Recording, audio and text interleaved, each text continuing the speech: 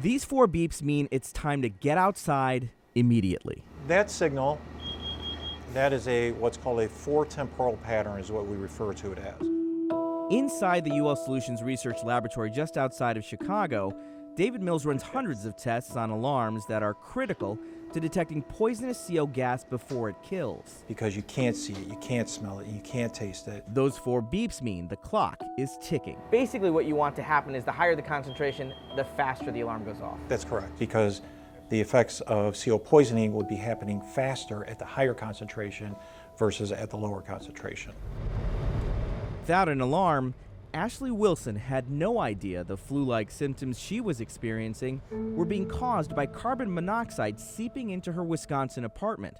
It was slowly poisoning her and her family. I was just thankful that we were able to get out of there, or make the phone call, get out of there, go to the emergency room, and survive it, because a lot of people don't. This colorless and odorless gas at high concentrations can knock a person out almost instantaneously and stop their breathing within a minute.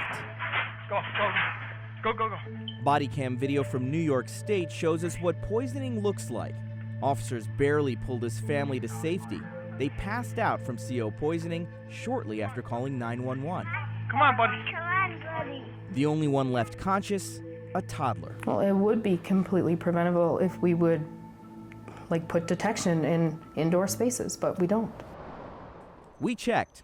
There's no national requirement for carbon monoxide alarms anywhere, except now for the first time in federally funded public housing. We're just doing some fine-tuning as it relates to the new HUD requirement. It took multiple poisoning deaths for the Department of Housing and Urban Development to make the change.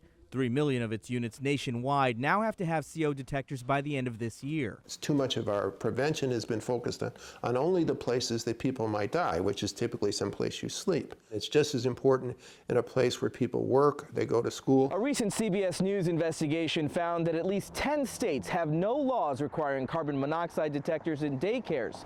And in some states, like here in Wisconsin, they're not even required in schools. Were you surprised that it's not a requirement here? Yeah, if you would have asked me before, if I'd have given an off-the-hip answer, it would have simply been, yeah, I'm sure we have them. School principal Jack Canuck found out only after Ashley Wilson asked. I'm surprised that very few have them anywhere in the state of Wisconsin, and even around the country. It's hit and miss. Hit or miss, because even though Congress passed a law earlier this year that encourages states to use CO detectors, it does not require them. Hi, Mommy. Hi, Jonah. So the Wilsons started a one-family campaign for change, making calls and sending email after email to their school. Don't just get angry about it and just say, well, it is what it is, Try and follow up. So you have 2 in the building? Yes. Okay.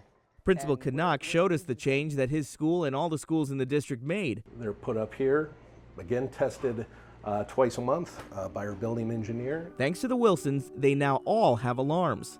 We're going into Grandma's house. Ashley Wilson is now working with Wisconsin state legislators to require CO detectors in all schools statewide. It was so easy to do, I don't know why someone else hasn't already done it.